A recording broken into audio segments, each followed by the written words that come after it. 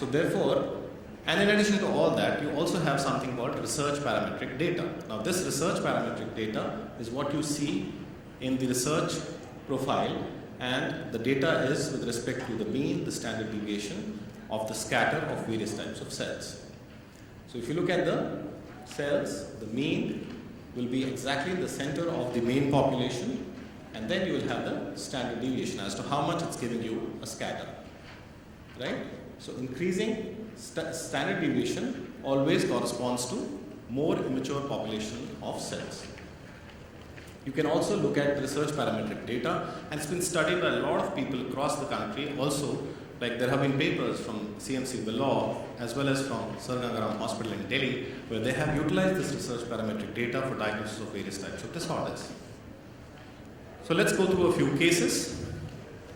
What does this blood film show?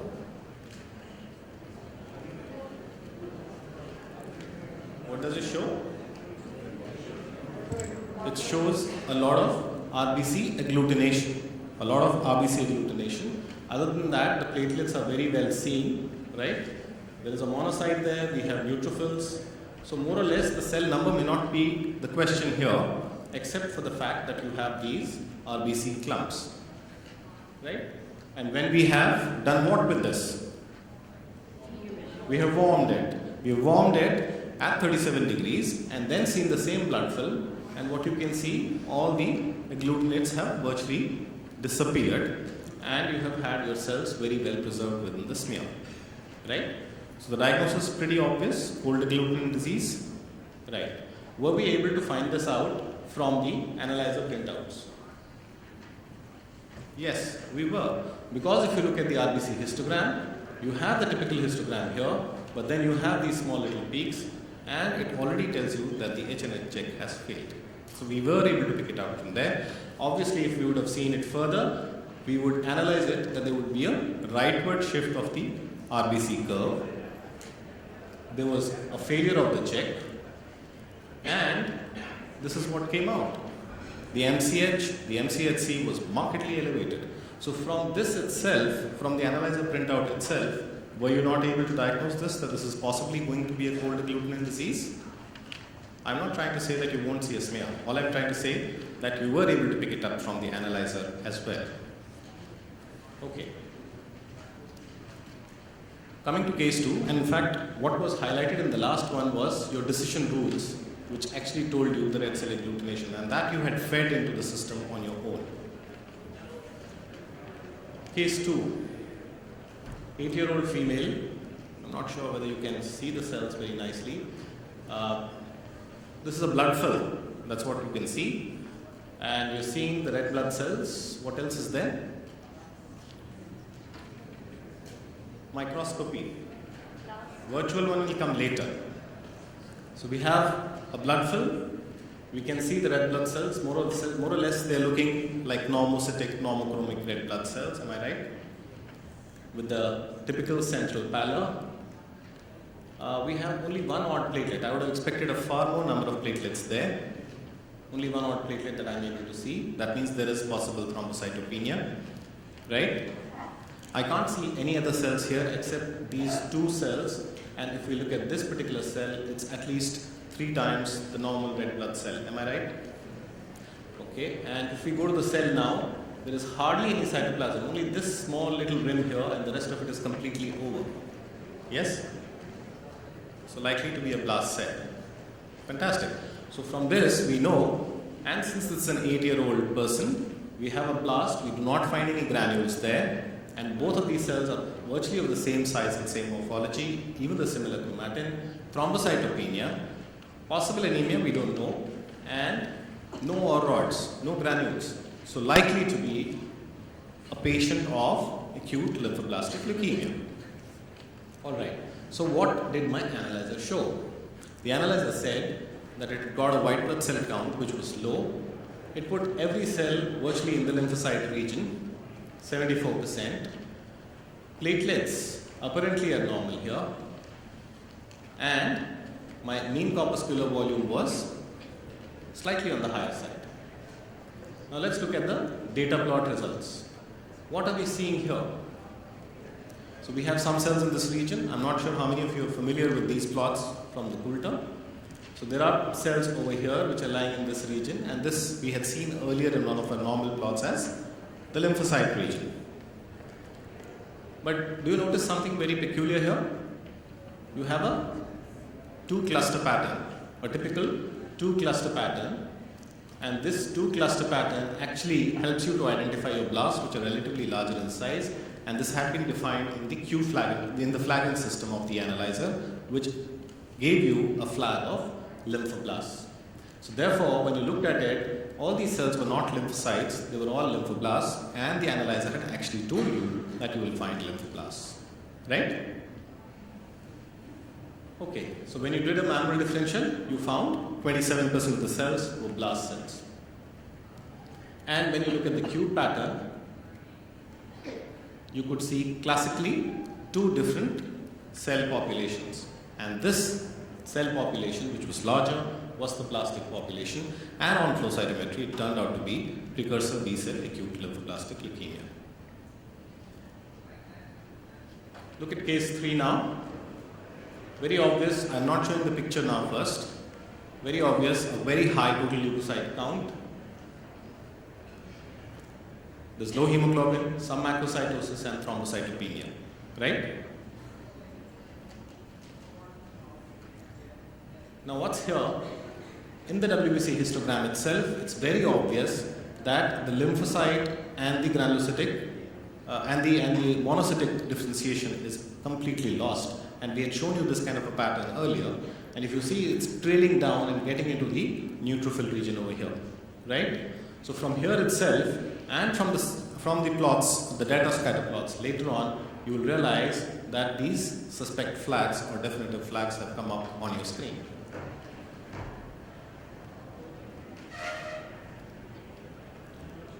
And when you look at the scatter plot here, it's very obvious that there is little differentiation between the monocytes, and even on the cube rotation, there's very little differentiation between the monocytic and the lymphocytic cluster, giving you an indication that you're possibly dealing with a monocytic leukemia.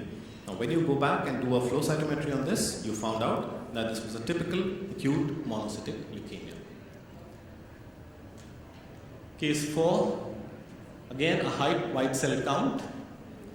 What is very obvious here on the plot is that you have primarily only the lymphocytes. Yeah, somebody has already spilled the beans. We have a CLL here, possibly. Right? And when we look at this plot, there is an expansion here only of the lymphoid cell population. And if you look at the VCS data plot, the VCS parameters, you will get what is called lymphocytic microlymphocytosis. That's what they call it. And a peripheral blood film would have shown you smudge cells with presence of these lymphoid cells. Right? Case 5, a white blood cell count of 5,000, platelets almost normal, and an MCV which was very, very low. Obviously, a blood film is very obviously telling you that you're dealing with a severe microcytic hypochromic anemia with marked anisocoagulocytosis. And the hemoglobin was also low. What is very obvious here is that on the platelet histogram, you have a peak on the right hand side. And if you look at the morphology on the on the peripheral blood film, you are able to appreciate the level of anisocytosis. What is very obvious is that the poikilocytosis would not have been picked up by the analyzer, and perhaps it's one of the cases where it would be important to see the blood film.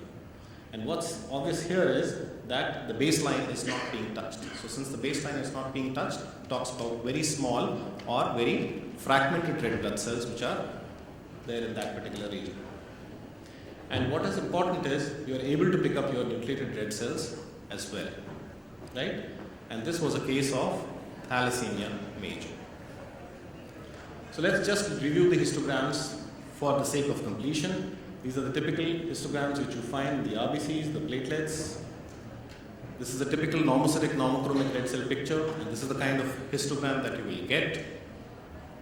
And when you have the histogram which is having expansion, or the width is becoming bigger and bigger, that tells you there's a lot of anisocytosis.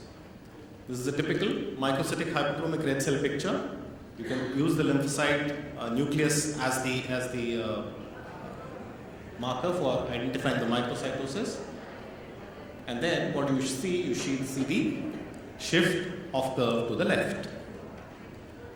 Again, keeping this as the marker, the cell is pretty big, macrocytosis, and this is what will happen. You will have the shift of the curve to the right.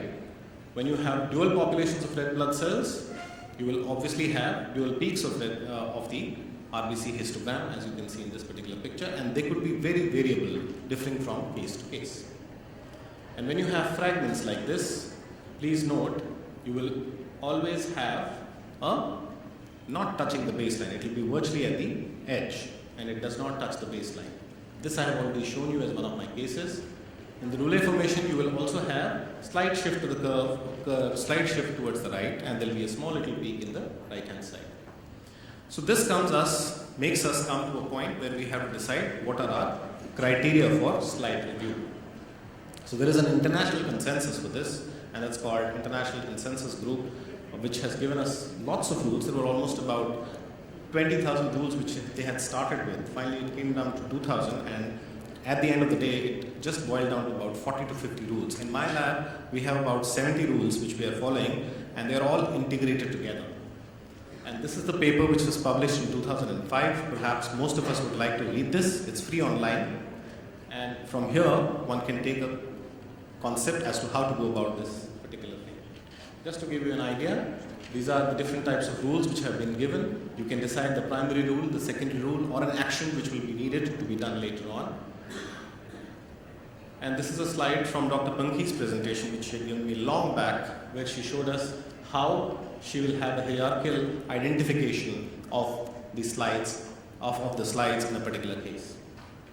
So to summarize, we must look at all the information which is coming from the analyzer, the CBC parameters, the WBC parameters, the RBC parameters, platelets, data plots, suspect flags, and even the research parameters to come to a final conclusion. So it's not only important to see the smear, it's also important to ensure that the entire information which is coming, all this information should be looked at, including the flagging information, and finally your decision rules which you would have put into the system.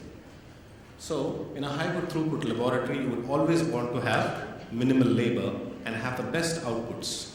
However, what one must remember, it's always the man behind the machine which is the most important. Thank you very much. If there are any questions.